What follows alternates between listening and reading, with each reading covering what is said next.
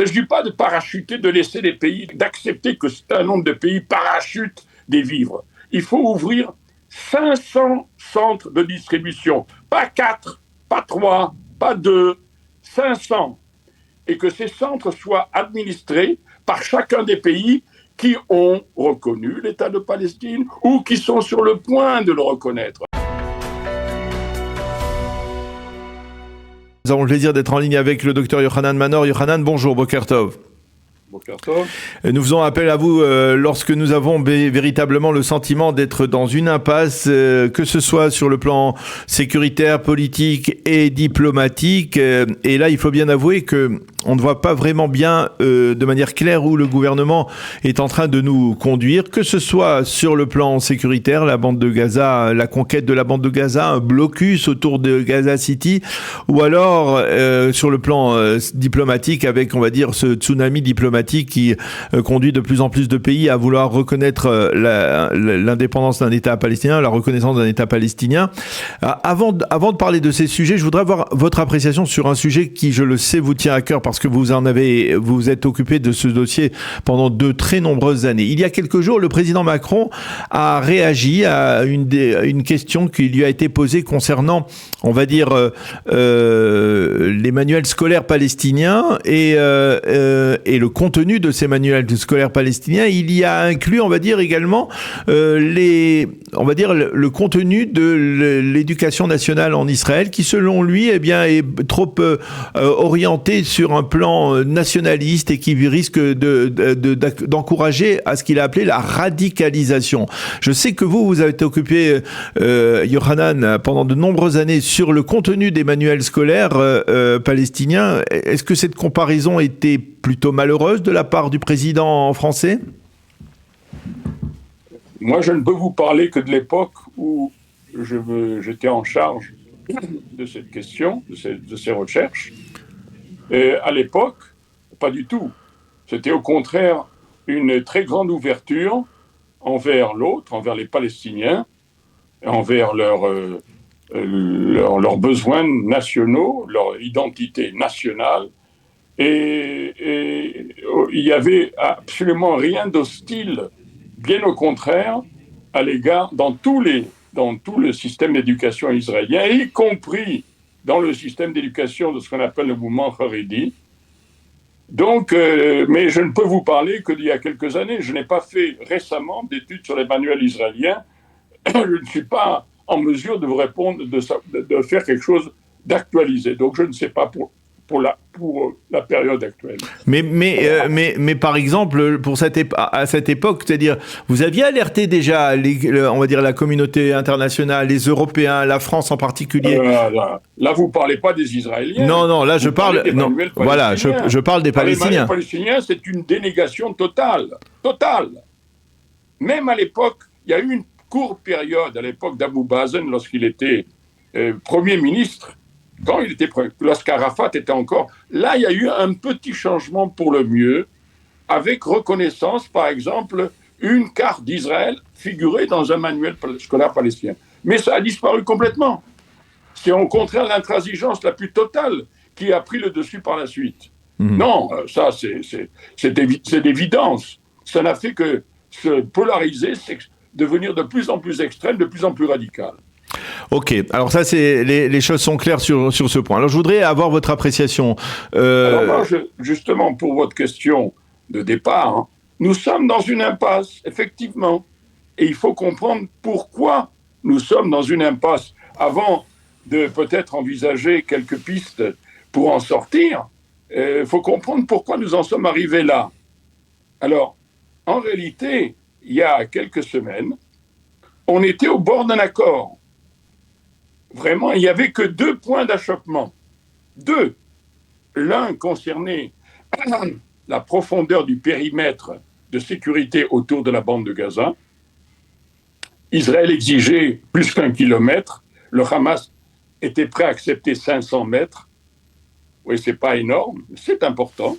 Mais il y a c'était une différence, mais pas capitale. On pouvait arriver à un compromis. Deuxièmement, le nombre de détenus palestiniens à vie que le Hamas exigeait de libérer, n'est-ce pas, qu'Israël devait libérer. Israël était prêt à en libérer une centaine, le Hamas voulait exiger 200. Voilà quel était l'écart sur les points cruciaux entre les deux parties. Ce n'était pas énorme. Ça paraissait solvable. Tous les intermédiaires étaient certains. Les États-Unis, le Qatar, l'Égypte, tout le monde était certain. Même Israël était certain qu'on allait pouvoir solver cette question. Alors, qu'est-ce qui s'est passé? Qu'est-ce qui s'est passé? Oui. Voilà, qu'est-ce qui s'est passé? Ce qui s'est passé, c'est premièrement que le Hamas est parvenu à perturber et discréditer la distribution humanitaire qui était organisée par une société américaine en coopération avec Israël. Deuxièmement, et surtout, c'est le coup magistral que le Hamas, avec l'aide gracieuse de New York Times, a réussi en donnant une image de la famine qui régnait dans la bande de Gaza en mettant le corps d'un enfant qui n'était pas du tout affecté par la faim, mais par un problème héréditaire, n'est-ce pas? C'est un problème pour lequel il était traité et qui justifiait son état.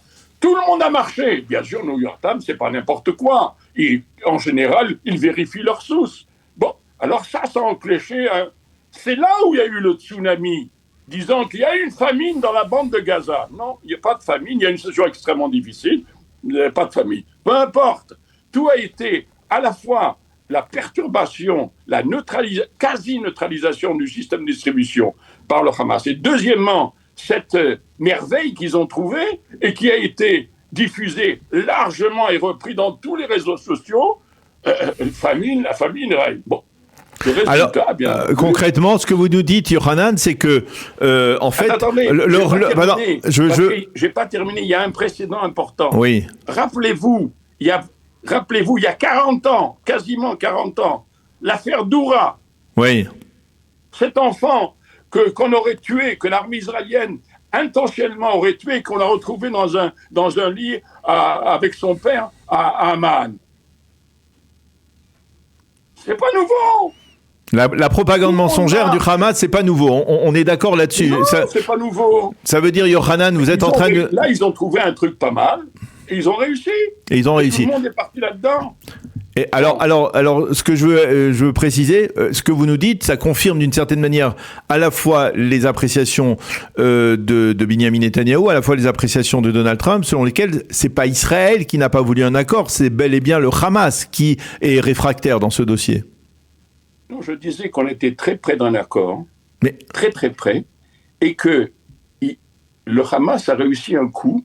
Non, mais qu'est-ce que ça veut dire réussir un coup? Ça veut dire que le Hamas a préféré mettre de côté un accord pour promouvoir sa campagne de propagande mensongère. Quand il a vu que ça marchait, il a mis de côté.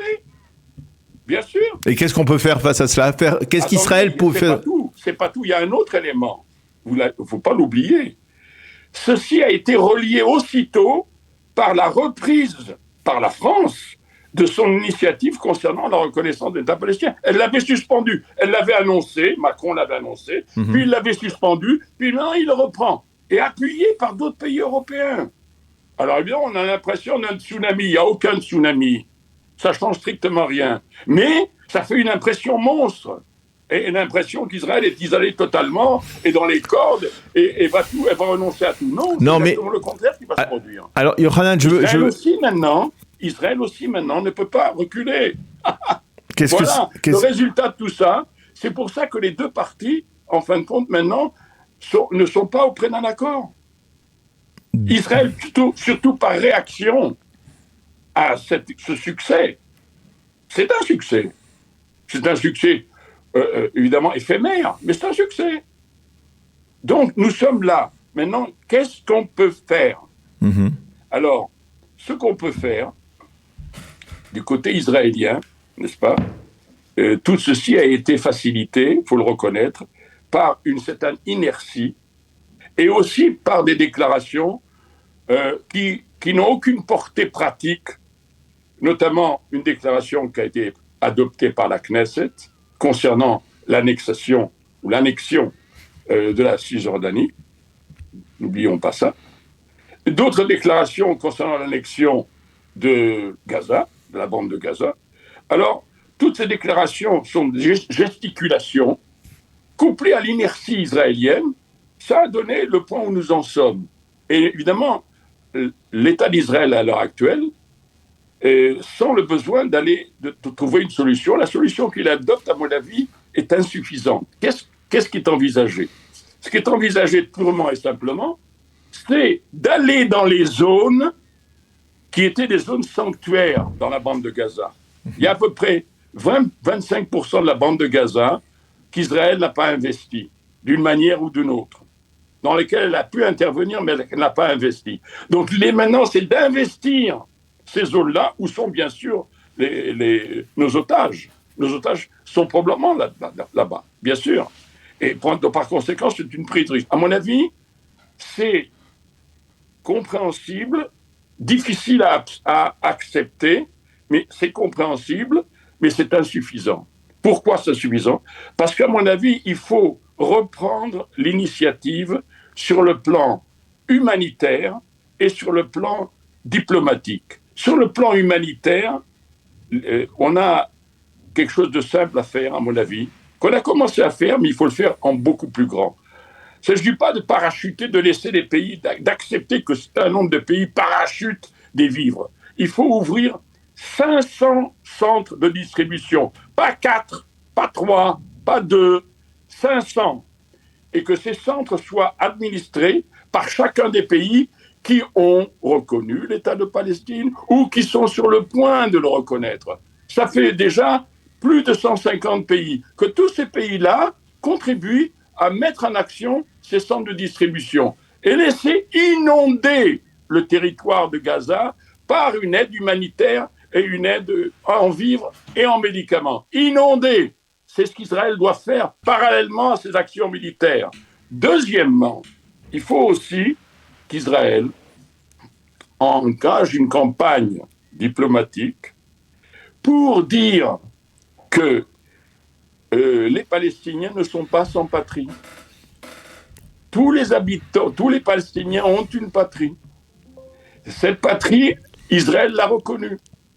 L'a même reconnue, il y a même un traité de paix avec elle. Cette patrie, ce pays, c'est la Jordanie. Il existe, il est énorme, il est 5 fois plus grand qu'Israël. Il peut accueillir tous ceux qui souhaitent donner plein gré à tout leur patriotisme, à tout leur idéal national. C'est possible. 80% de la population de la Jordanie sont des Palestiniens. Je ne fais rien découvrir, mais il faut faire une campagne là-dessus, parce que la plupart des gens du monde croient qu'il n'y a pas d'État palestinien. Il y a un État palestinien, c'est la Jordanie. Elle a un autre nom, mais c'est la Jordanie. 80% de ses habitants sont jordaniens. Moi, en tous les cas, c'est ce que je recommanderais de faire. C'est réaliste, Yohanan. De rappeler ça à tout le monde. Et en fin de compte, de cette manière-là, je pense qu'on pourrait, en associant ces différents éléments, reprendre les négociations, arriver au règlement concernant tous les otages. Maintenant, il y a une chose que je voudrais aussi suggérer, c'est qu'il y ait un brainstorming de gens qui envisagent d'autres affaires à mettre au point et à en mettre en œuvre, mais qu'elles soient bien préparées. Qu'est-ce que je veux dire ? À quoi je fais allusion ? Je donne un exemple qui est un mauvais exemple, je le reconnais, mais qui est un exemple. Pourquoi une organisation dans le monde ne s'emploierait pas à kidnapper des membres des familles de dirigeants du Hamas et à exiger, à les retenir quelque part et à ne les libérer que si les otages israéliens sont libérés. Pourquoi pas ? Ce n'est pas Israël, ça viendrait d'autres ailleurs. Bien entendu, ce serait peut-être à la suggestion. Il y a d'autres idées à mettre en œuvre. Il faut prendre des initiatives et il faut bien les préparer. Il faut toujours être dans la dynamique et pas dans l'inertie. Le grand problème d'Israël aujourd'hui, c'est l'inertie et le fait qu'elle l'a paralysée à cause de la situation intérieure d'Israël. Oui, alors la situation intérieure d'Israël, c'est quoi exactement? Parce que là, vous venez d'ouvrir une nouvelle porte. Ben, vous le savez très bien. Il y a un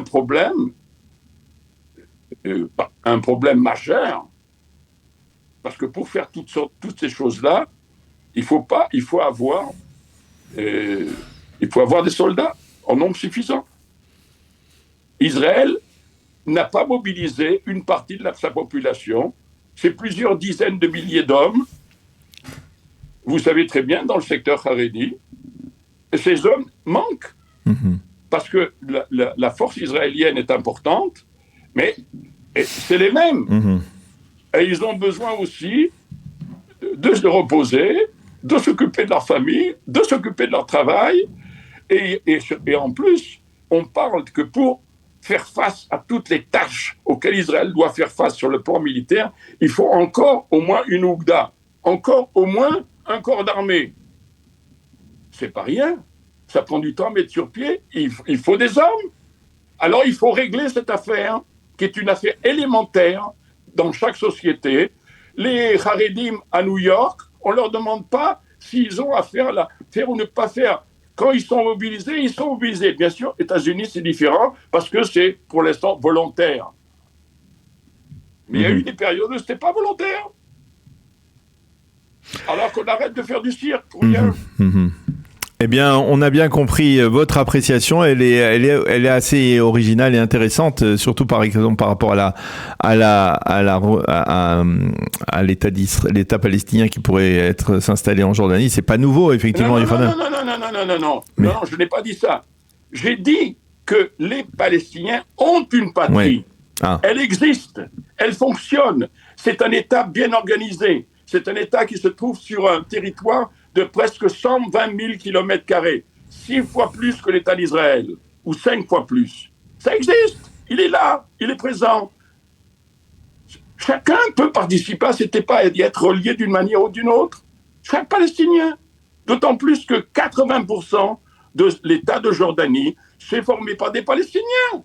Je n'invente rien, je ne dis rien. Mais une chose évidente, il faut le faire dire, il faut le faire savoir. Il faut le rappeler, effectivement. Merci beaucoup, Dr Yochanan Manor, d'avoir accepté de répondre à nos questions donc sur cette situation complexe, il faut l'avouer, dans la réalité israélienne. Merci beaucoup d'avoir été avec nous ce matin. Bonne continuation, Yochanan. À bientôt. À bientôt, shalom. Shalom.